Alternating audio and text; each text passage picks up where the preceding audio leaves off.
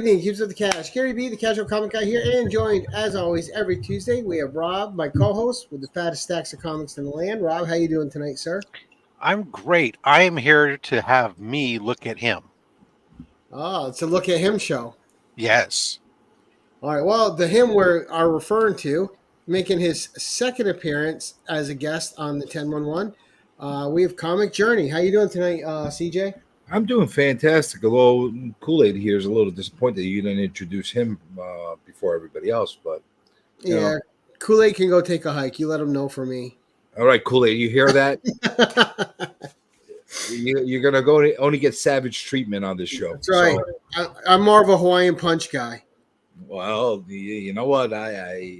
We can have a There you go. we can have a little bit of a cameo by him, but Kool-Aid doesn't get along with him, so he's got to get off screen. Now, CJ, you know how I do this, right? So you're going to give us a quick 2 minutes on who you are and what your channel's about. We're going to say hi to the chat, and then we'll come back to you, and we'll start looking at those books, buddy. Oh yeah, I'm a pro right now. Like this is easy. I'm Comic Journey. I have a channel on YouTube, and I put a lot of nonsense on it, and we try to entertain and amuse ourselves along with amusing anybody else that is watching. We do an Insomniac comic book theater, along with all the kind of weird stuff that I put up on there. I have an IG. It's the new Comic Journey because somebody stole my IP on there, and I can't be Comic Journey there. So I'm now the new Comic Journey. But, we're not going to get into that. And I'm on a TikTok now. I've joined a TikTok, but I don't dance. Does Kool-Aid dance? No, I just go there and criticize other people that are dancing. Maybe you could finger dance. Just have your fingers dance or something. Well, maybe listen. We might go there. Recreate some of those sultry dances, but with your fingers. We just might go there. I'm not sure. Costumes on your hands. I'm not sure where that experiment's going to go, but it's going to go somewhere. But I want to be like the cool kids. They freaking, they do the tiki-taki. So I made a tiki-taki, but I'm apparently too old for that. So now I go and yell at the tiki-talkers, and it's fun. You got to do the bizarro version. You got to do the taki-tikis. Oh, we got to go the taki-tiki route. Okay, well, listen, you freaking Kool-Aid. See, this guy drinks too much. Sit tight, all right? Right, little vodka in the Kool-Aid. All right, let's say hi to the audience we got here so far tonight. First in, as always, we have Las Cruces. Good evening, James. Paul from Psychedelic Comics. Good to see you, sir. Thanks for stopping by. One of my all-time favorite people, Jerry the Jitterbug. How you doing, Jerry? Mr. Steve White, who gave me an exceptional AOK not long ago, with personalized by Jim Zub. Thank you again, Steve. We have another good Canadian guy in here, Brad Wellbore. How you doing tonight, sir? Wheelchair Superhero. Kyle, how you doing tonight, sir? Nice to see you, buddy. Couching and Slouching with C. Bizzle. How you doing tonight, sir? Nice to see you. Joe, Anachronic Comics. Notwithstanding the guest, he decided to show up. Joe's already Joe's not going to spunky tonight. All right, Joe. I see what you're doing there. Chuck Hensey, how you doing tonight, sir? Nice to see you. And I like it when Joe's punchy. Let's see. We have Travis in here. So CJ's got his own personal troll there. Who, Joe or TM? TM, because he's always busting on you through the comments. Pops and Comics, nice to see you tonight. Mr. DJ Links, how you doing tonight, sir? Tell TM to take his place in line. I have an army of trolls. Mr. Taylor Winder. He's sick of seeing all us nerds, but he keeps showing up. Bleecker Street Comics, nice to see you, buddy. Thank you for tuning in. See what I mean? Kevin, Hope Collector, nice to see you, sir. I know we got Taylor's always there. All right, I think for the most part we are caught up, CJ. Oh, K-Pop just popped in. Katie, how you doing tonight? Nice to see you. Now, you got to have a hair off on your channel one night between Katie and Bleak. That can be arranged. Three Good Nerds, how you doing tonight, Justin? Nice to see you, sir. All right, and I think... Oh, Marcus has popped in. Marcus, how you doing? Thank you for coming by. All right, CJ, it's now look at you. So let's see your first book and learn a little bit about it. Did you have a theme tonight? I got a theme. Here's the thing. I'm sick and tired of people bringing out books just because they're significant keys or high priced books or something of like, ooh, like I feel like every time somebody's doing a look at me, it's almost like a flex. So You I haven't been just watching this show, then, have you? well, here's the thing. I'm going to flex in a different way. I'm going to bring something a little different. I'm going to educate everybody in a different way Perfect. on what they could look at, the way to collect, and possibly expand their narrow-minded key universe into absurd and obscure type of keys. I like it because that's what this particular show is about. So everything I'm going to show, some might have some value on it, but it's not necessarily about the value. It's about the significance, some of it historical significance, some of it significance towards me. So I'm going to do that. But before I start that, I just want to show. I'm going to give you guys an exclusive. I'll probably never show this again because I've pretty much limited my look at me's to maybe like shows like this and my other shows. I don't like doing look at me's. So I'll show this off because I just received it. This is a sketch cover done for me, full paint, ink, and it's by an unknown artist, and his name is. But that looks like a picture of her from the movie. It's so good. Exactly, it was amazing the way they did it. He did it. This I think is what Lenny Kravitz's daughter. That it is Zoe Kravitz. And the way I saw this, I had to pick it up. So I think I got it for $40. And I thought she was a good Catwoman too. $40? Yeah, incredible price. Jeez. I got it on Whatnot. That's like a $200 book right there with that kind of art. Hey, I don't know what the value is. The value is what somebody's willing to pay for it. But when I saw it for $40, I clipped it real fast. Didn't even wait for the show to start. I just bought it from the buy it now at the price. Yeah, I mean, it does. When you look at it at first, it does look very, especially with the cover, the sleeve. It looks like a photo. You know, when you really start to look that second layer, then you can start to see. When you start to look the second layer, you start to see some of the brush strokes and stuff. That's absolutely amazing. Yeah, that is incredible. This is a legitimate look. You see the inside of the cover? This was done. He did it all with alcohol markers and a little bit of paint. So, and it's so photorealistic. It's amazing. I had to pick it up, and I'm not even a big fan of this form of Catwoman, just because of the fact that I saw it like that. I had to pick it up. So that's your bonus book that I show you for today. Right, and for $40, I mean that's worth it all day long. Holy cow! Yeah. See, there's a tip. Go look at people's buy it now bins. When you're looking in Whatnot or eBay and stuff like that, you'll never know what you're going to find. The guy's from Canada, too. So. Also, it's $40 American dollars. 40 American. 200 Canadian dollars. Pretty much. No, just kidding. All right, so I'm going to ease in with something. This something probably everybody's seen. Yep. But it's becoming rarer and rarer. So that's why I'm bringing it up. I know that everybody and the mother have a version of this. But not everybody has one that's still in the bag. Well, there you go. And I refuse to open up the bag on this one. I'm really one of these old school kind of collectors. You remember back in the days in the 90s when we would get them poly bag like this and you're not supposed to open up the bag? Right. Because you destroy the value? I'm still one of these guys. So I'm going to keep this in its bag forever. I got a few bag books from the 90s and I've never opened them either, CJ. It's really weird because like you sit there trying to decide which ones do you do or don't, because it's odd that like I had one of these. It was polybagged. I sent it to CGC polybagged, and then they opened it and tagged it.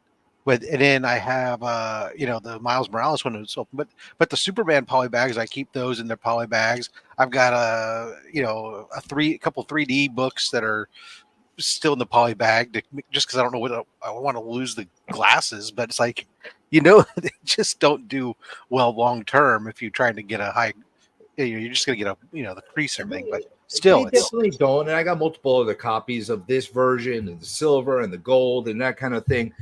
But I think there's some nostalgia to it. Actually, still having it in the bag, right? There is. The oddity is I don't know that I've never seen anybody anywhere really significantly say that one is worth generically. I mean, I think there's individual books, but I think generically as to whether or not it's worth any more in the poly bag or not.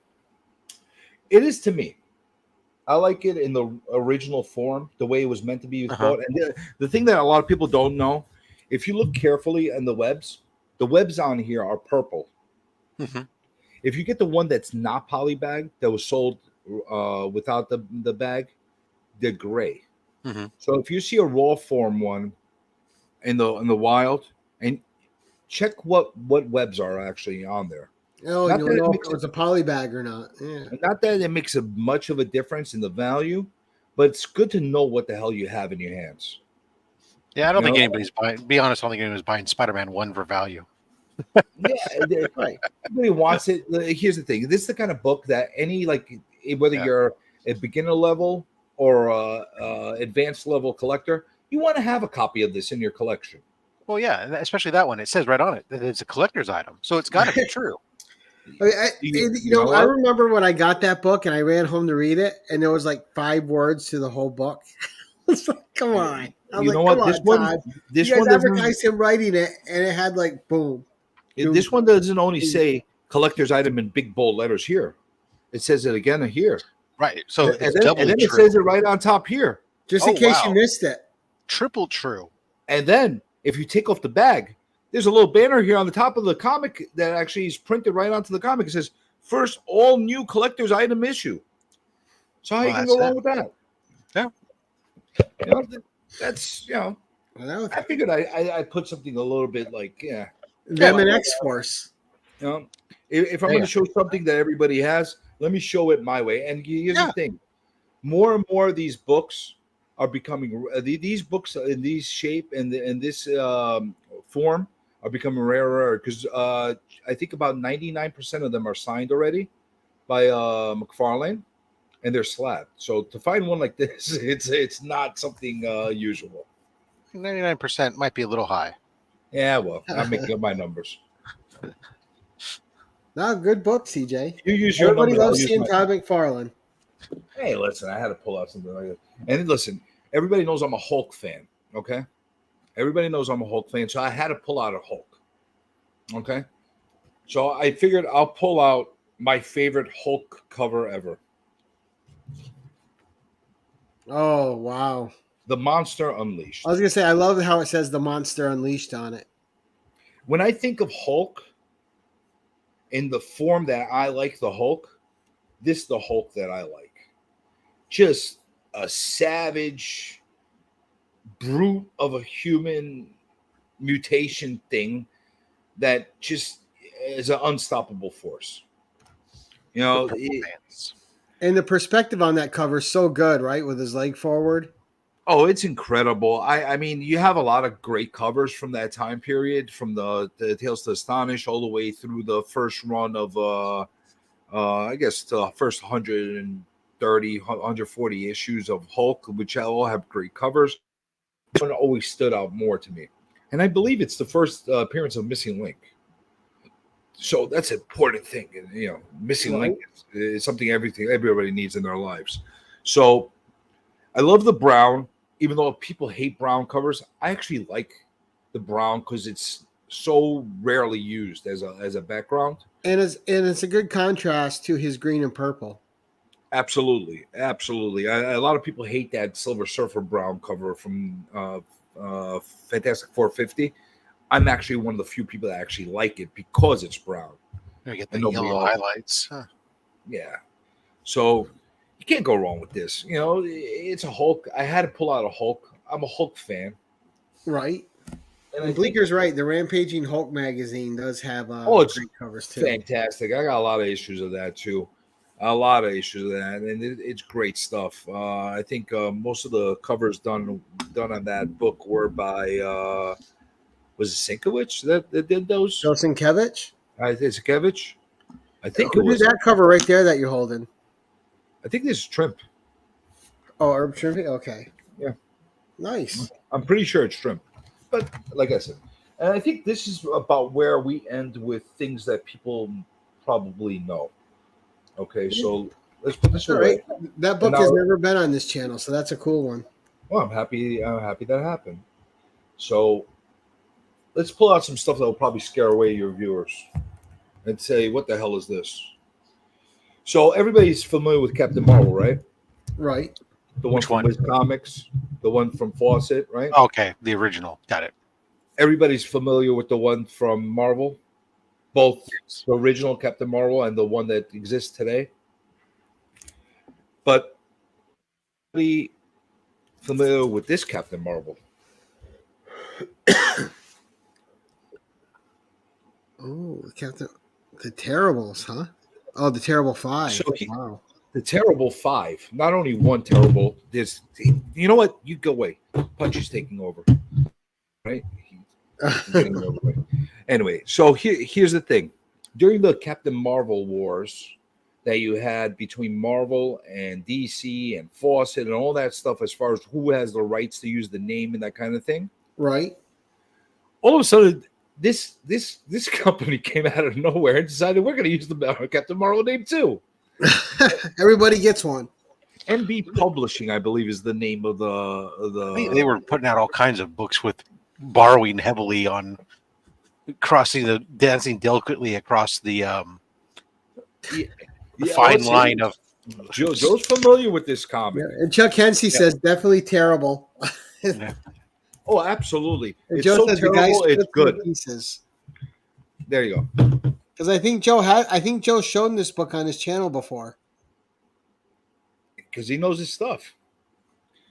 You know, look at this. With the inferior. Why would this be an intriguing character? His limbs come into pieces. However, they thought it was good enough to actually look at this. They got Jaws. Pretty much. Oh, there's Iron Jaw. Yeah, exactly. They just ripped off everything left and right. And I think one, they got sued to oblivion and they had to stop making these books. And two, it came from a point in history where like it was the Wild West as far as what people were going to rip off from the other people. And this is a perfect example of this. Now, this is a shitty copy that I have here. It's not necessarily the greatest shape. It's a spot filler until I find something really good. Right. But this is the kind of book that I'm actually going to hunt for. I keep my eyes open for it. But if I find it in a super high grade, I'll probably get it. Just because of the anomaly. Right. It's just a cool piece of comic history. Yeah. It's just what the hell? Playing fast and loose with the copyrights. You know, and these are like cult followed books. Like you get like a bunch of weird people like me that go and purposely collect these kind of books. So you don't see them too much, but it's a really fun book to have. Looks exactly like Iron Jaw from Crime Buster. Oh no, there's also the Iron Jaw that was from James Bond. I had the slab from Atlas Seaboard Comics. Hey, maybe this is a prototype for Boy Comics, Crime Buster, Golden Age. Maybe this is a prototype for a Trap Jaw from He-Man. Right. And Joe's issuing out a challenge, CJ. You guys can both look for it at New York Comic Con. First person gets it. There you go. You know what? Challenge accepted. Battle to the death. Right. Challenge accepted. So that's it. We got to get CJ and Joe on a American Gladiators type set and have them go through the pantheon of challenges there for the prize. What was that? Number 3? That book was number 3? 4. Yes. Well, Well, he doesn't. Or He does didn't count. Catwoman doesn't count. That was a bonus. Okay. Catwoman was a straight. bonus. Yeah. Don't cut me short on my counts. I want to show them the full extent of my 10-1-1. Ooh, a little uppity. What? You know, Kool-Aid Man's got you juiced. Well, you know what? Joe got me amped up right now, kind of all competitive. So now I'm getting like really like amped up. So, anybody familiar with Bernie Wrightson? Oh yes. Never heard of the man. What do you associate Bernie Wrightson with? With horror. Horror, huh? What about you, Rob? The same. Okay, I do too, to some extent. But I also associate him with Captain Stern. Oh yeah. I forgot all about that. Now, thing. Captain Stern is actually a character that first showed himself in heavy metal in the 1980, I think 1980. And he also showed up in the heavy metal cartoon as well. Years later, Bernie Wrightson decided to do a solo series. And this is number 1 of that series. But the thing that makes it actually really cool, if you look really, really Yeah, he carefully, signed it. it's signed. And I like to have signed comics by dead people. You can't get them signed again. It's a cool thing. I like that. I feel like I'm a hard signature to get, right? That's rare. very hard. And this is probably going to be the last time you see this in its raw form the way I have it right now, because I'm probably going to be sending this out for CBCS. yeah, to get verified. Yeah. The shape of it it's okay. It's not the It doesn't greatest, matter. It's a Wrightson signature. but it's a Wrightson signature, and I think it should be encapsulated. And this art style is either like it or you don't. You know, I love this kind of style.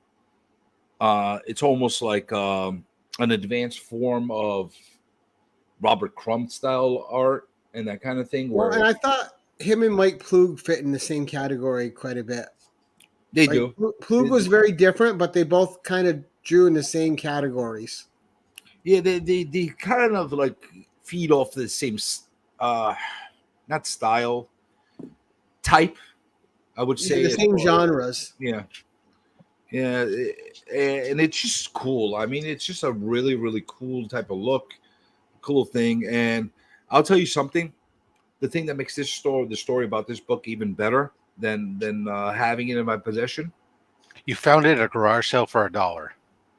No, but you're close. I went to Midtown Comics and I bought an entire long box of indie comics that they were selling there as a mystery box, trying to unload and liquidate inventory for $39.99, and this was one of the books that was in there. Well, there you go. Money made right there. Just buried in there. I don't think they even knew that it was signed, to be quite honest with you. You know, because there's like a little label here that came in the bag. It doesn't say signed or it doesn't say anything. I don't think they realized it was signed. And I went to go, actually, I checked it out with other signatures of Bernie Wrightson. It looks pretty spot on. So I have a hard time believing that somebody went and counterfeited. Right? Especially on a Captain Stern book. Yeah, which actually makes it even more impressive to me to have this book, because I'm sure most of the signatures went on the Swamp Things and all other horror books that he did during the 1970s. So I like this book. It has a good story to it. It has a nice. I'm a big heavy metal guy too, so having characters like that from heavy metal does something. The black on that cover is held up well. Oh, it actually looks like a really, really nice shape. Now there is a spot up here and a spot up here. The only thing is, I don't know if that is a printing defect or if it's it doesn't look like a break. It looks like either a rub or a printing defect. So I'll find out when I get it graded. Whatever grade it comes in, doesn't matter. Come in at 5.0 for all I care. Right. I just want to get it verified as far as the signature is concerned. But it's probably going to come in a high grade, probably over 9. Definitely. Yeah, and with his signature, that's amazing. So we got that. Have you ever seen that book here? I have not. No. And that's our first Wrightson book, too, I believe. Is that true? Nobody pulled out a Bernie Wrightson book up until now? True. Oh my God, that's terrible. Has anybody pulled out a Robert Crumb book at this point? Yes. They have. Son of a bitch. Yeah. All right. Have they pulled out this one?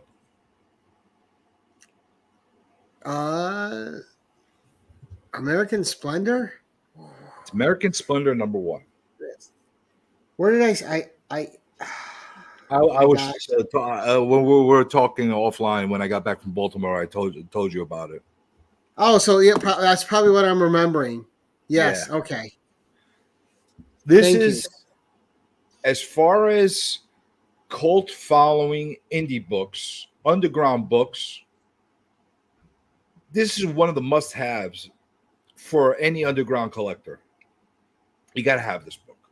There's a lot of other books out there as well.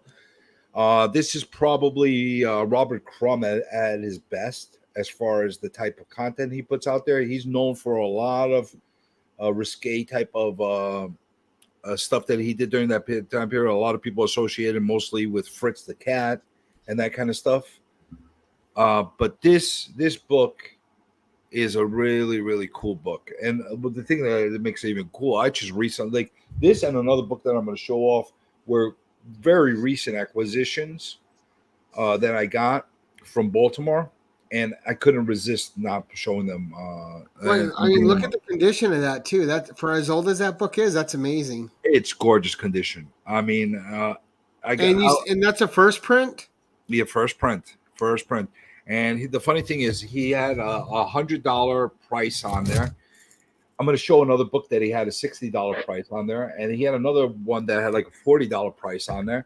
And he ended up doing a bundle deal for me for $120 for all of them. This book on its own, if you're one of these value and price chasers, this is a $200-$300 book in this condition, easy.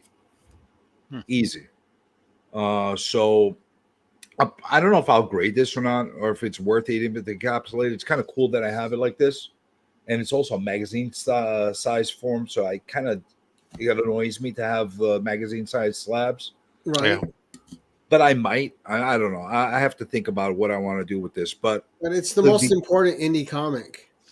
It is, if not the most important, is one of them. No, actually, no, it's not the most important. The most important indie comic, I would say, to break through to mainstream is probably Teenage Mutant Ninja Turtles. You know, that it starts with that as far as the granddaddy. I'm talking more underground. This is I never considered the Turtles to be underground. Turtles lived underground. Exactly, but they weren't underground. This is deep down New York style underground comics. Yes, at their best. You could always, if you cared about, you could always have it raw graded if you didn't want to have the slab, but you wanted to have it graded. That's true. I have to think about which way I want to go with this because it's going to be permanently in my collection. The only way I'll ever get rid of it is if don't bother grading it then, because then once you grade it, you can't open it up again and look at it. And even raw graded, I mean, you break the seal, then it's no longer. Yeah, it's done at that point. And the way I look at it, unless I find something else at a ridiculously cheap deal, the way I got this one at a high grade, this is probably going to be my permanent copy that I'm going to have in my collection. Nothing wrong with that, and especially having a first print of it. But I know this is not the spec pick, but you find this in a garage sale, you find this in a weird dollar box or something like that at $4 or $5 or whatever, find it for cheap, you grab it. I don't care what the condition is. There will be a value for it, even if it's like a snot rag. There's a really rabid following for these kind of books. Yeah, because I mean, there's a lot of rarity, and a lot of those underground books too. They had like 5, 6, 7, 8 printings of some of them. Absolutely. This one definitely did have a few printings of it, so that was a good one. I like that one a lot. It's actually my favorite, one of my favorites. So where we're at, let's go. We went from old school underground. Yeah, let's go. I just took a look just in case. So for Gary in the audience, so yeah, he's talking about on that book right now in a mid grade raw is about $225 for a mid grade book. Yeah, that's why I said easy. High grade, you're looking at over $300, and of course, if you go slabbed, a 9.4 just sold in July for $1,250. Wow! Yeah, it's a no joke indie book. Yeah. So keep your eyes open for that book. You find it, grab it. Trust me, you won't be. And if you have a hard time selling it and you got it for cheap, sell it for me for whatever you bought it at. I have no problem. I'll hoard them. So we went from an old school indie book Let's go to like really old school, just period. We got Harold Teen. Wow. Now, what Coloring this paint. is, I've this, never heard of that one. it's probably because it was made in 1932. And this right here was a what we call a platinum age book. Now, I want to open this up. This is actually my only, I think my only platinum age book in my collection, or at least the one that I recognize as being a platinum age. You see how huge this thing is? It's like almost like a treasury size book. Right. And again, Now, you have it in great condition. oh, it's beautiful condition. Beautiful condition. I'll give a shout out to my favorite Maniac seller, Peddling Pete, who I got this off of. Okay, because you get every so often I find really weird stuff from him. So the reason I'm opening this up, I want to show you how this looks. It is not your typical kind of comic book that you see. Yeah, it's a coloring and paint book. Yeah. But these are what they consider the original comic book because there's like little cartoonish type of strips that you see in there. Right. Like little one-off panels. Little one-off panels. They got little color match type of things going on there. But this is what they consider to be the true Platinum Age end. There's stuff that's older than that, and I'd like to find some stuff that's older than that, but I like the Victorian fact that I have, age. yeah, Victorian age, but even if you go into the 1920s, That's you can still find platinum. some cool stuff. It's still platinum. It's platinum, but it's smaller form than this. It's not as big as this one is. Platinum age, there's no standard format. You can find all different shapes and forms from back Yes, then. absolutely. Marty, he said 1932, sir. Yep. 1932. Let me just verify. And Chuck was asking, was that a newspaper strip at the same time? I believe so. And it was done by the McLaughlin brothers in Springfield, Massachusetts. Okay. So I like stuff like this. I like the fact that I have a piece of history in my hands. Right. They're not as expensive as people think they are. You could get a Platinum Age book. First of all, you can find them in bookstores, and people don't even realize what the hell they are. You know, so if you go into one of these antique shops or one of these bookstores, you might find one for a few bucks like this. They're like, well, you didn't even realize it was a comic book. You thought it was a coloring book or some old Right. little. They just tossed it in the bin. Yeah. And they don't even know half the time. Yeah, I think it was a coloring book. It says right on it, coloring and paint book. Mm-hmm. But these are categorized and they're actually put into the archives. I think Gerber has a bunch of these that they did at one point in a separate type of thing, or was it another type of thing where you could see a lot of these covers where they're recognized. So I like having one of these. I will probably add more to my collection as time goes on, but I'm going to be a little more selective as far as what books I want to get. The only reason I got this one is I like the imagery, and I love the fact that it's in such great shape. It's really, really dynamite shape. Right. That old. 1932, it's getting close to being an 100-year-old book. So, right. And it's not brittle, nothing. It's just nice and easy to flip through. it's brown, but it's not brittle. It's brown, but not brittle. So that's what she said. Yeah, that was really cool. Holy cow! And I know like guys like Anachronic, Bobby De La Ghetto, and Jerry the Jitterbug will love that. What number was that? That was number 4. That was number 6. All right. So we're getting close to the end. Okay. So I'm a big holiday cover guy. I'm a very big holiday book guy. I'm a huge Halloween guy. And I also like Christmas. Nice. And this probably embodies everything of that. Oh. I figured since I'm in the magazine format, Right. I'll pull out one more. This is the Nightmare Winter Special from 1975. That is incredible. It is probably my favorite depiction of a freaky Santa Claus that I've ever seen on a comic. I love the way it shows. Yeah, I've seen stuff later on that was done that's really, really cool. But this came out in 1975, and I could guarantee you that a lot of people got the inspiration for what they did after they saw this. Really cool. I mean, if you look at it carefully, he's got a freaking Santa mask, like those old plastic masks from those plastic suits we used to wear. You know, like the great Halloween costumes of the 70s. Yeah. And Chuck Hensey's asking you if you've seen the last issue of Marvel's Bizarre Adventures. I got a lot of those, actually. I got a lot of those right by me. Like, I could start showing you Bizarre Adventures. I got a lot of those, but we're not doing that today. Maybe I'll do an all Bizarre Adventures book. But those are great covers, and the last one is pretty cool. It is pretty cool. Yeah, but that was fantastic, too. I mean, I got a lot of covers like this. This is the one that just sticks out to me more than any other. And not for value, not for anything else. And the stuff and the stories in here are pretty freaky as well. So let's kick off the Halloween season and the Christmas season the right way with these kind of books. Right. And it's always fun to mix the genres, right? Yeah, and here's the thing.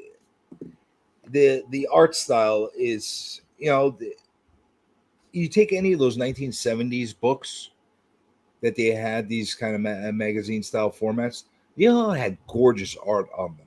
I don't know why they emphasize so much on the art to be so much better on these magazine formats than they did on the comics. Right. Oh, yeah, the beautiful painted covers they were doing for them. But it's an amazing cover. I love it. And it's in beautiful shape. Now, do you know who did the cover? That's a good question. Sometimes on those magazine formats, it'll say on the inside page, too. I can't figure out for the life of me who did this cover, to be honest with you. I have my ideas of who it could be. But let me see. That's why I don't really know this artist. Alan Hewitson. Hewitson. Hewetson. Not somebody I'm very familiar with. No, but that's what I love about the old magazines is a lot of time to list the cover artist just inside the book. But I'll tell you something. If I found this artist in a con doing drawings, I'd have him draw me something like this in a commission. Right, and you think with art that good that he would have been more of a name. Who knows? He might have a name in illustration and in other sectors, and it's not necessarily in the comic thing. There's a lot of illustrators that have done really beautiful work that we're not really that familiar with. One of my favorites, Earl Norham, who did hundreds of covers. But if you say his name, he should be up there with Alex Ross and all these other greats and Boris Vallejo. But you have other artists that were whatchamacallit? They were poster artists that did movie posters and stuff like that. Yep. Yeah, Ken Kelly did a lot of movie posters. That just they're not that known in this in our little niche thing. But not only that too, CJ, also album covers back then. It's funny that you said Boris Vallejo. I just recently ran across a copy of Prime. You remember that stupid comic from the 90s, Prime? Oh yeah. There was a special edition that was done by Boris Vallejo as the cover. Wow. And I just ran into it by accident, again, in like one of these like bundle boxes, signed by him. Go figure, right? An ash can edition. It's his second appearance, Neil. I have, for odd collectibles, international phone cards. Yeah. I have two of them signed by Boris Vallejo. That's pretty cool. What was the image? That is odd. Yeah, but I'm like his signature's right on both of them. What's the image? I don't think I have them right next to me. I'll You don't send remember you what they are, pictures though? of them. But it's just fantasy art. It's just of one's like a barbarian, one's like this woman. But they're beautiful. It's all like fantasy. I'm sure it's amazing stuff, like certain stuff that you would see on the heavy metal and stuff that we would see on the Conan magazine covers that they had. Exactly. Everybody's familiar with those covers. Some people are familiar with these kind of covers that we said. But another cool sector of 1975 covers that people should start looking at are the Kung Fu covers. Deadly Hands of Kung Fu. Awesome work. Awesome artwork that was done on there. And one of them is the first appearance of Chuck Norris in comics too, I believe. There you go. I can't remember the number, but There you go. I'm not going to start with the Chuck Norris memes now, but yeah, that again, I'm just trying to go show you guys a little bit different way of how I collect. No, dude, it's awesome. I love seeing this stuff. Stuff that I find cool.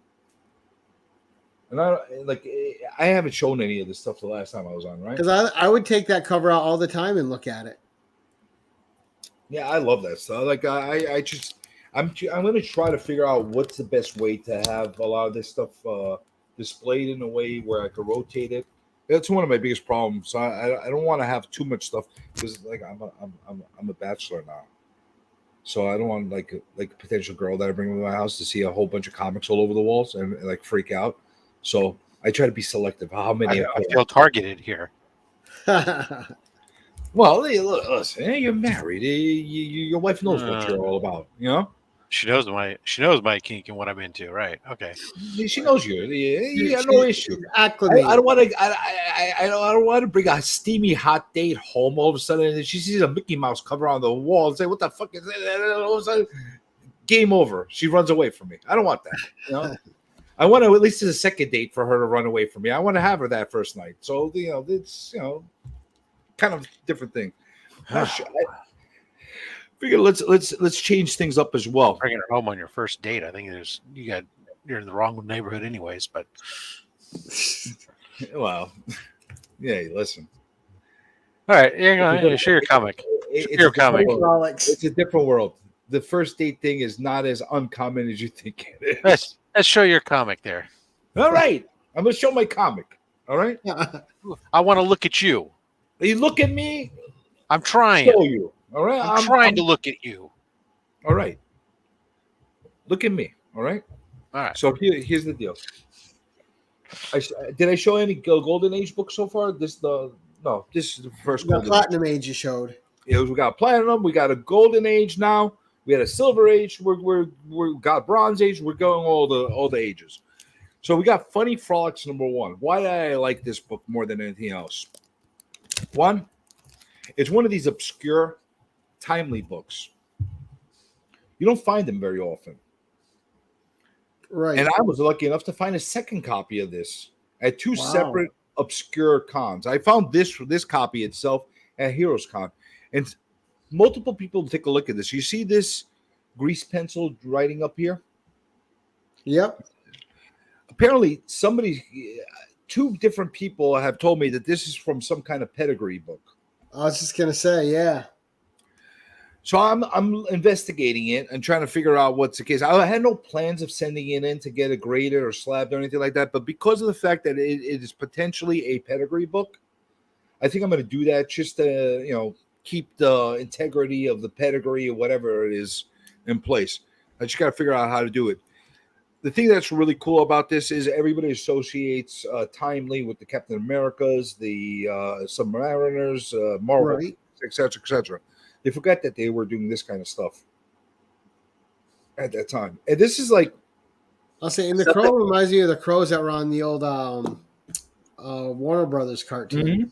And you got Porky Pig look-alike over here. Right. You got some cat look-alike cat animal man.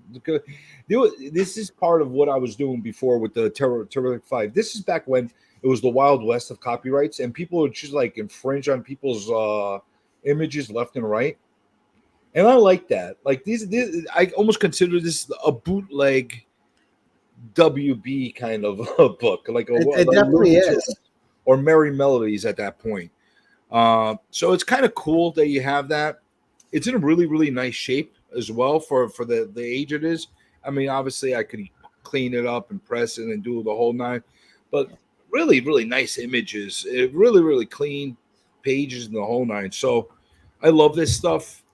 And what I will say is I got this pretty cheap, and it probably happens because people don't realize what it is. They see an obscure animal or something like that, and they just lump it in with the Tom and Jerry's and the Right. They discount it. Popeyes, Well, and they forget about it. yeah, there's a lot of people who are looking when they look at Golden Age that are they're looking at either superheroes or they're looking at sci-fi, they're looking at horror, they're looking, at war books, right? And some of these other books that are seen as kid type books, they're not as well sought after. So you go to almost any con and find bins of somebody will have bins of them fairly affordable, where if you wanted to get into them, there's lots of value to be had out there in Golden Age books. They're not getting any younger and they're not getting any more plentiful. And number ones, I'm a big target of number sure. ones. I don't care what the title is. If it's weird, it's obscure, and it's from the Golden Age, and it has a number one on it, I'm grabbing it. I'm just grabbing it. It doesn't matter if it's cheap. Obviously, if it's cheap, if they were asking $1,000 for it, I was not going to buy a funny frolic for number one. But who knows? Maybe it's worth that in 2,000 years. I don't know. But it's worth something to me. And if it ends up being a pedigree, even better. I think that would be cool. Now, would that be your first pedigree? I do own one pedigree book. That's it's a weird pedigree. It's from the Chicago pedigree, and it's of Death of Superman number 75, which is really weird that they would put a modern book like that as far as a pedigree. And I think the Chicago pedigree is kind of almost like a BS pedigree to me. It doesn't feel like a true pedigree kind of book, but it is what it is. I got that one for like in a bundle of Superman books, and it was part of it. So I'm like, all right, now I got a pedigree that's out of my way. But I'll tell you what, if this ends up coming back with a gray label pedigree, I'm getting rid of that book in a heartbeat. I don't want that book. You want to know how this book is this book rare? Well, let's put it this way: you look it up on cover price. There's zero history on it. Oh yeah, I forgot. Did I forget to mention that? Yeah, I got 2 copies of this. This is the better copy. And if I could find more, I'll buy them all, and nobody else could have any. And then I could be the mogul. And in this issue, Morty and Buck get tossed off a battleship and encounter a Nazi dog on the high seas. And Nazi dogs are the worst. How could you beat Nazi dog stories? Right. Again, just showing everybody a different way of expanding their universe as far as collecting. What number are we up to? That was number 8. Now we're on number 9. Number 9. Number 9. Number 9. Number 9. Number 9. Number 9. All right. Okay. So this one I brought. I think this. I got another one that slapped. I got this. Nothing significant about the book. Nothing major. There is a stupid little appearances. The thing that makes this important to me and I like, it's my highest grade in a Silver Age book. It's a 9.0. And I like having high grade Silver Age books. This is probably the second highest grade that I have in a Silver Age book. But the reason why I like this book more than anything else is before the big COVID boom of all the people spending their checks on everything that they saw on eBay and that kind of stuff, I was able to land this book for $20. Oh, slabbed? Yeah. Wow. So buy a 9.0 Thor 163 for $20, raised it up in the significance in my collection for me, just because of the novelty that I got it for $20. It's such a cool cover too. Now, who does it say is the cover artist? I think that's what's his name? Cover art, yeah, it's Kirby, and Vince Coletta as well. That's why it changes it up a little bit. So it's between Coletta and Jack Kirby. There's a lot of books in this era that if you venture away from Spider-Man, the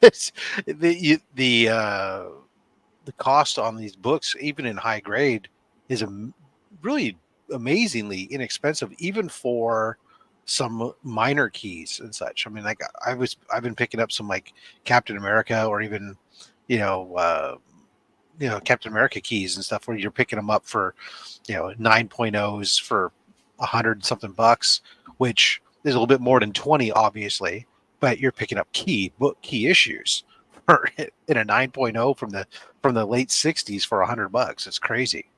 Hey, it's insane, and I'm a hunter for that. If I see a 9 point anything and it's Silver Age and it's cheap, I'm probably gonna bid on it, or I'll try to grab it if it's cheap enough. Even if I have no interest in the book, just because of the fact that you're getting a book that's 60, 70 bucks, 70 years old for low money that's in that high grade. I find that astounding and amazing that these books still exist right now. So if I remember correctly, I think I got this either the second or third month of our lockdowns when we were like all in quarantine and stuff like that. It was in the early days of when we got locked down. I had losing my freaking mind, not knowing what the hell I'm doing with my life, and I was just buying shit. This was one of those purchases. So it's got a little bit of a quarantine type of nostalgia for me. It's got a little bit of a COVID nostalgia for me. It's got the fact that I got it so cheap nostalgia for me, and it's a great Silver Age book. So I had to add a book like that, just not only to like, I guess, flex that I got it so cheap and brag about it, but at the same time, like, just show everybody these are good books to go after when you find them cheap enough. It doesn't matter if they're keys or not. This is a minor key. It's some moron that's a first key. Who cares? It's just a nice old Jack Kirby book. There you go. Right. So, nothing wrong with that, CJ. It's CBCS. I don't like CBCS. Yeah, no, I like CBCS. It's always interesting sometimes to go through your stuff and you find certain books. Like I found a book that I picked up that I added to my collection just because it was cheap. It was, even though it was a little bit mid-grade, unfortunately, because of a subscription increase, but it was a Stan Lee, Jack Kirby, Ditko book. All three of them worked on the book. It's just like, all right, I gotta add that to the freaking collection just because. You gotta go for it. So this is number 10? Number 10. This is the last of the regulars. So this is the other book that one of the other two books that I bought in that American Splendor acquisition, which was a book that I was really, really hunting to reobtain in my collection. It was one of my original collection that I lost. It's very, very tough to find. It's also a very pricey book.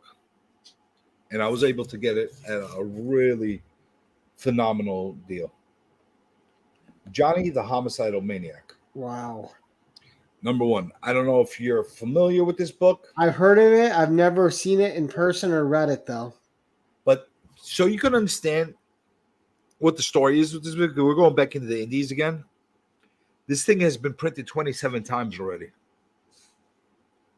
Wow. This is our first print. Very hard to find. And when you do, you pay through the nose to get them. Now, the guy that had this, it is not a mint condition book. You see right here? Dog ear, yep. It's got that crease that's going through it. But even in this condition, try to find it for less than $300-400. You won't. People that have them don't get rid of them. And the people that have them, they just don't put them up on the market unless they're putting them at ridiculous prices. So this is a really, really cool book. I had it right off the newsstand. I mean, right off the rack at the LCS when I was in the 90s. And it's one of the ones I lost, and it just irked the hell out of me that it was an expensive book to reobtain, and I just couldn't stomach to pay $1,000 for another copy of it. So I was so happy when I found this one. It's by a oddball indie creator called Slave Comics, and it's got a cult following, like really, really super cult following. You find this in the raw, you find this in the wild anywhere, and you find for cheap. you grab it. You don't even think twice. Even if it's a mangled piece of crap, it's still going to sell for $100 Right. because they just don't exist. Very, very low print run. I want to say it's like it might be 2,000 maybe print run. Very, very low. And a great art style too. Oh, it's super cool. Super, super cool. And this guy, what's his name that did this? I forgot his name.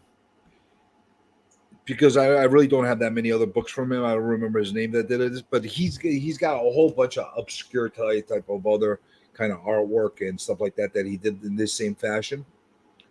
But 9.6 just sold yesterday for $240. Are you kidding me? No. Says date of sale 9/18/2023. Does it say what printing though? I'm only looking at the first prints. That's right cheap. now. That's cheap. Wow. I missed that one. So in this so I would have grabbed there you it go, CJ. I realized it. There you go. 2006-29 first print one. That's cheap. 9.6. That should tell you how this market's going. If the 9.6 is going for that There cheap. you go. Mark looked it up on my comic shop. 7.5, $220. That's what I was thinking. That's pretty much where this is at. So yeah, someone got a steal.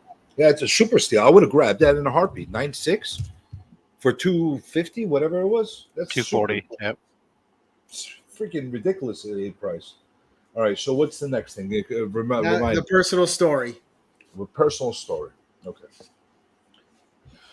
So, all right, we're gonna go mainstream again, guys. Sorry. No, we went a little bit obscure. So we'll go a little more mainstream. So one of my personally loved books in life is this. What if Spider-Man joined the Fantastic Four? This was one of my favorite runs growing up. Still one of my favorite runs. I love alternate universe type of stories. I love what if type of stories. They were usually a lot darker. Always, and that's probably what actually I gravitated to more because it felt like a little bit more realistic, as far as like, yeah, well, this guy could die. Even superheroes aren't like immune to that stuff, and I loved the fact that they were square bound, these books in the beginning. It took me a long time to be able to reobtain this one. And then I ended up getting like 10 copies of them. Go figure. I had an original book in my collection that I no longer exists. And it was probably the most read book other than Hulk and Wolverine #1, which is my all-time favorite read, which has the 180 and the 81 story in there. Right. Other than that, this was my second most favorite book to read. This and number 3 actually, which had what if the Avengers disbanded, and basically it was the first time you ever saw all the Avengers wear Iron Man suits. So favorite books. The artwork was phenomenal. The cover is phenomenal, and it's the kind of book that I think just out of nostalgia, if I find it at a nice price at 9.8, I'll probably get it just to have it as a wall hanger. It's one of the books I don't mind having and looking at all the time. Right, and that's crispy clean too. Look at the whites on that. Holy cow! Yeah, and for all you Spider-Verse freaks, maybe this is the first alternate Spider-Man. I don't know. I'm just saying. He joined the Fantastic Five. Why don't they have him in Spider-Verse? I just think about that for a moment, and I think about, man, we think of the hijinks that Peter and Johnny Storm would get up to living together as brothers, type thing, and how fundamentally different Peter's life could be if he had a family dynamic like that. Right, or he'd actually not be broke all the time. That helps. Right, or the hijinks that him and Johnny would plan against Ben. Oh, geez, Ben might have killed him. It would have been a nightmare as far as that's concerned. But you know what? He wouldn't be Spider-Man. No, he wouldn't. It'd be very different. Yeah. Part of what makes Spider-Man Spider-Man is him being tortured in life forever. never being able to get through. Like as soon as he gets happy, it gets taken away from him. Well, they do that by keep giving him lousy writers recently. That and he just doesn't. In the reality, he doesn't. Long term, he doesn't play well with others. Well, but think about it like this: from the day one where it started getting ready. When did he ever have like more than a few issues of happiness? No, I know it's brutal, and you're always, as a fan, you're always getting kicked in the nuts with that. But I'm just saying, it's like also the thing with him is you're just always he's one of those characters that at the end of the day, like you may team up momentarily with people, but he ultimately ends up causing issues because he tries to do it all himself, or he doesn't trust other people, or He's relatable. I don't know. Right? Well, There's he something doesn't about want to it. put others in danger either, so he takes on the burden himself. Right. And this is a nice, affordable book that like a lot of people could obtain. It's not that expensive of a book, and it's just like a really, really fun read. And for any of these people that like are like specking and stuff like that, I don't think there's anything to it. that'd be a good thing to find is if they have a trade paperback or something of collected editions of these what ifs, because I do remember reading them as a kid and always enjoying reading the what ifs. Right, Especially 'cause from this anything original could happen in it. series. It was so fun. The original series had some really obscure, weird stories that were in there that were fun, like a yellow Hulk, like a Watcher. What if we weren't watching the Watch? Somebody was watching the Watcher or something like that. Like there's kind of obscure stories. I love that stuff. My favorite was the one where it said, "What if Gary didn't like Conan?" That was a crazy episode. Well, that would definitely be. Turns out he was a Superman fan. I think that's the one constant that melds all the universes together is that I do. Right? Just like there's a Peter Parker in every universe, right? Right? There's a Gary in every universe. Collecting Conan and Red Sonja. All right. So next book is the spec book, right? You got it. All right. So all right. Sorry, guys. I got more stuff that's not mainstream, but as far as a spec book, let's go a little mainstream and just give a little bit of insight for people of like my thought process. I showed you the Bernie Wrightson signature that I had there. You did. And I'm starting to become a little more cognizant and more aware of certain signatures that are very abundant and some ones that are becoming more and more limited. And I ended up buying this Superman 204 with Jim Lee's signature a while back. And I'm happy that I did it at the time that I did, because what's happening right now is Jim Lee's signatures are going through the freaking roof as far as what he's charging at the cons and the private signatures and that kind of thing. So they're not becoming any cheaper. And I'm almost seeing between him and McFarlane, forget about Liefeld with his ridiculous prices, but I'm seeing almost an opposite effect of what was happening with Stan Lee. Remember Stan Lee basically would sign for anything. He had no problem, and during his lifespan, except for the last couple of years of his life, Right. his signature was pretty damn affordable. These guys are in their middle ages, and they're already charging through the roof. So their signature is not going to get any cheaper and cheaper. So I bought this off of eBay, and it cost me a little under $100, a little under $200 when I got it, and that's about what it costs to get it done through CGC, like more or less. I think it's like $150 to get it done. But then you have no guarantee of 9.8. So my spec that I'm going to get, not necessarily this book itself, but anytime you see a Jim Lee signature, especially if it's CGC verified like this with a yellow label, and you find it for under 175 to $150, and it's on one of his decent titles, grab it. Because I just see them getting more and more expensive as time goes on. I just always wonder in this one though what he was thinking with Superman's foot, because that is a huge ass foot. That's like the. He's thinking he's gonna put it up your butt. Right? Well, I mean that is misproportioned. That's not like Jim Lee. That's that is the foot of a Kryptonian. the perspective is odd. It's the back foot, but it's closer to Yeah, you. Yeah, So it should have been reversed as far as like the. but it's closer to you from this perspective at the same time. So it's it's really just weird. it is It odd. is But weird, but it's one of those iconic books that he did during that time period when he first went over to DC. Eventually, I'd like to be able to get the Batman version of this in the 9.8 as well, so I could display them like facing each other. That'd be pretty cool.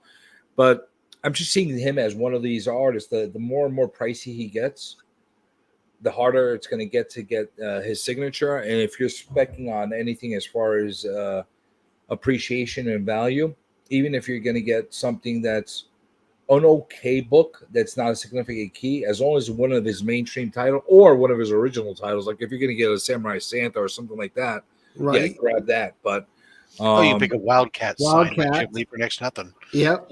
yeah, you don't want the Wildcats. You don't want that stuff. You want the stuff that people are wanting.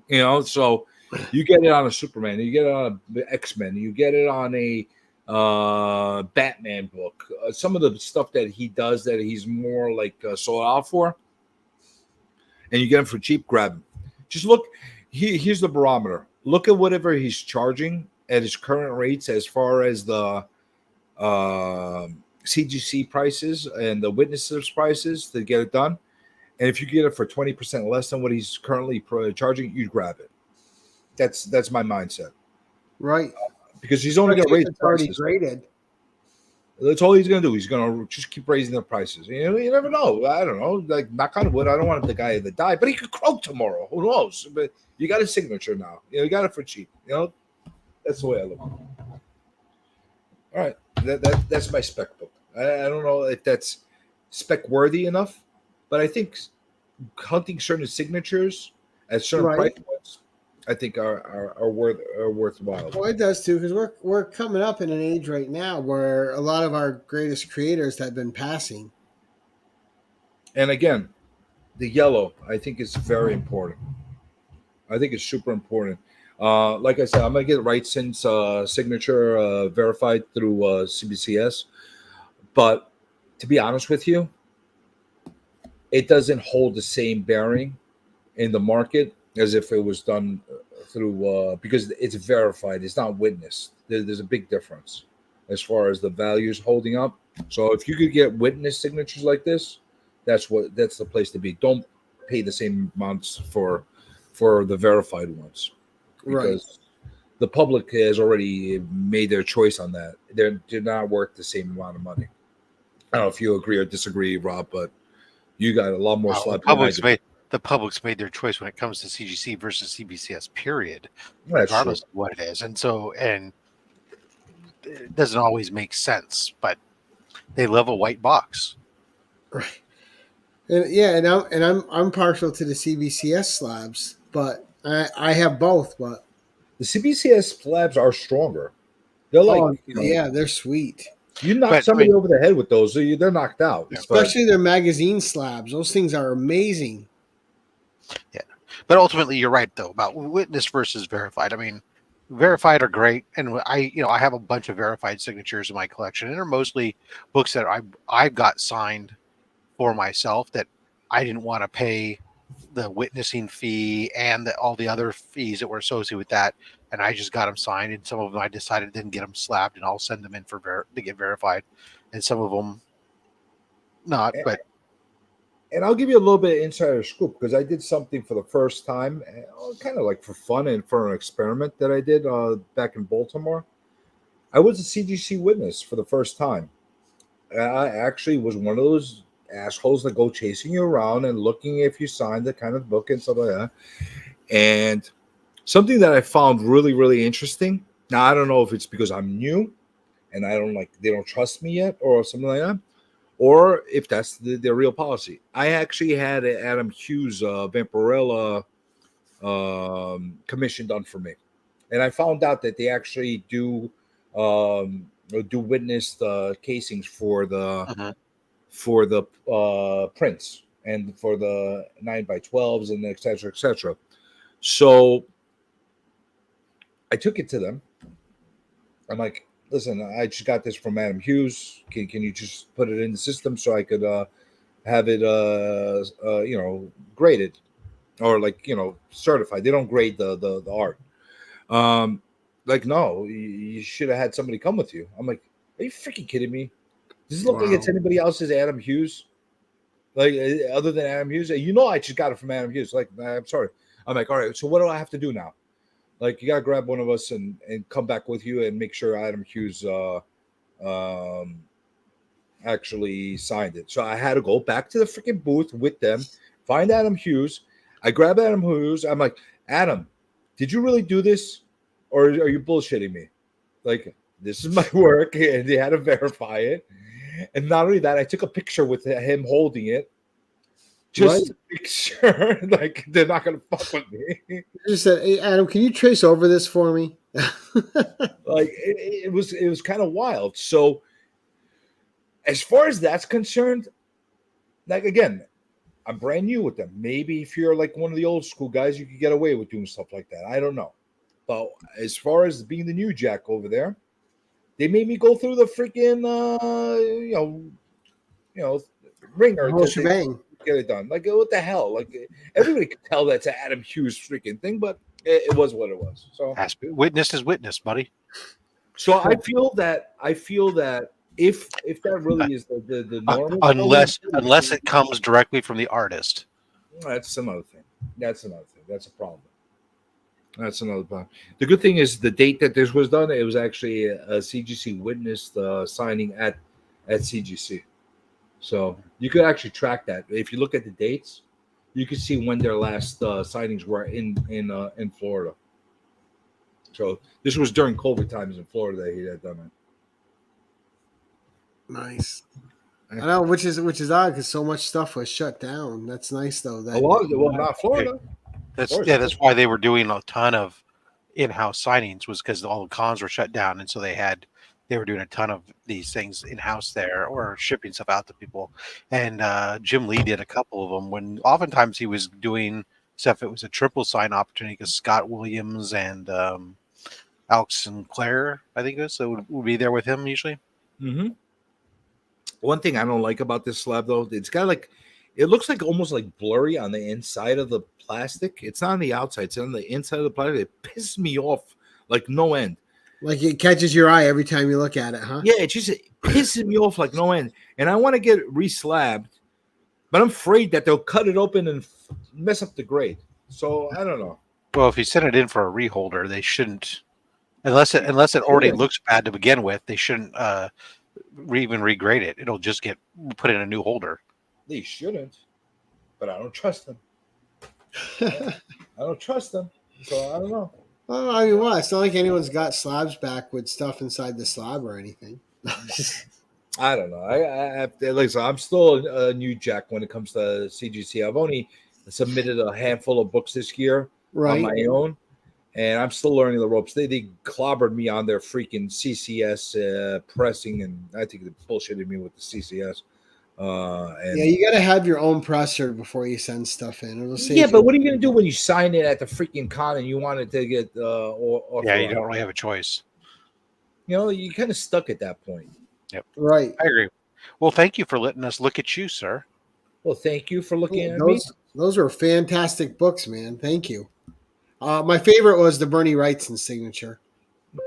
Can't go wrong with Bernie Wrightson. Because you just don't see a Bernie Wrightson signature. Do you still have an audience, or did I scare them all away with the weird stuff? No, everyone's still watching. All right, that's good. That's positive, right? But yeah, we're gonna go around though. We'll say what's coming up. Rob, start with you. Oh, hi. How are you? Well, Thursday, I'll have a mystery box unboxing. Old Man Collectibles box. We'll take a look and see what we got there from that box. It was $135 shipped comic book mystery box. And then Saturday, I'll have Only Slabs with Joe from Anachronic Comics.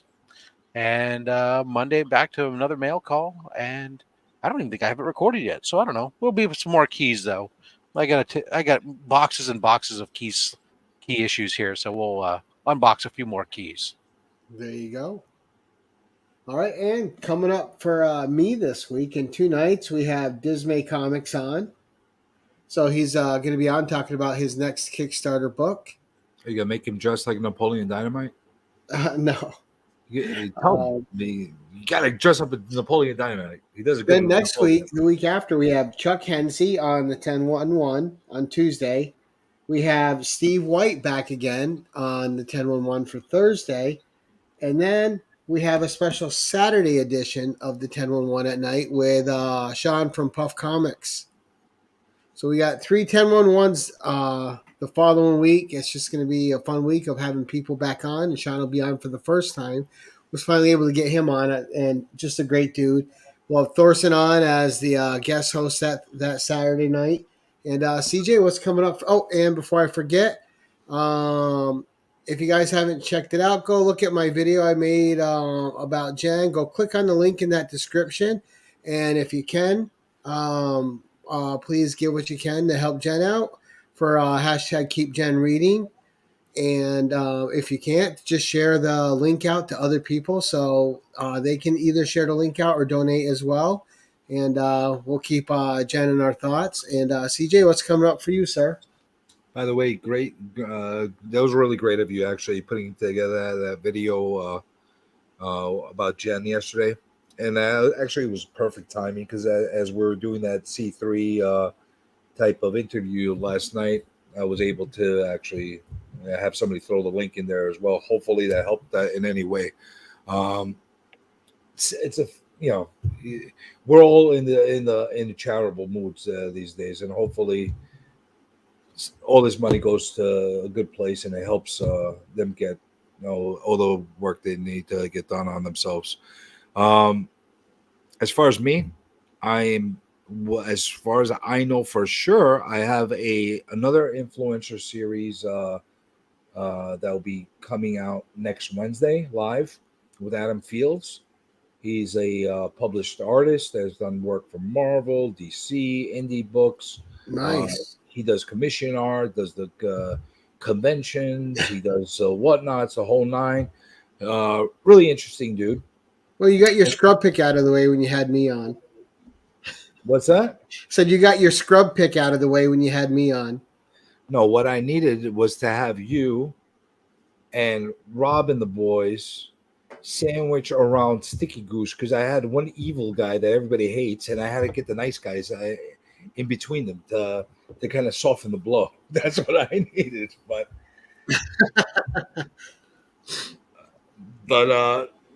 don't put yourself down. I honestly, I got probably some of the best feedback out of all my influencers on yours alone. People like you. I don't know why, but they like you for some reason. But But well, I'm glad it didn't sink your channel, buddy. There's nothing you could do to sink my channel more than it has already. So I have that. I'll probably do a Insomniac somewhere along the line, and that's basically it for now. Nice. Well, guys, first of all, I want to thank my co-host Rob for showing up and being my wingman every Tuesday. Thank you very much, Rob. I want to thank CJ for coming on a second time and showing us some incredible selection of books. Thank you very much. Sorry, CJ. Gary. Huh? Remy will probably. I'm sorry about this. Remy will probably take a chainsaw to me if I don't mention this. I think I'm supposed to be on his freaking show on Thursday. I'm not clear about it. Oh, let's talk about it. Potentially, I might be on there. So Remy, don't hurt me if I'm not sure. Don't hurt me. Even if I'm not on it, just watch this damn show, okay? So leave it alone about it. Right. And guys, when you leave this show, be sure to tune in to Circumstances, who does his FOC and chill after our show. I'll usually start catching it as I'm falling asleep and getting ready to snooze away for work. And Rob is also on. What? Do you have Cranky Comic Chat tonight, Rob? No, that's moved to Wednesdays now. Okay. So make sure you guys all go follow over to Circumstances and support him on his FOC and chill. And guys in the audience, thank you for the great turnout. Thank you, everyone, for coming and supporting CJ. And follow the links in the description for anyone you're not subbed to. And as I like to end these things, keep it casual.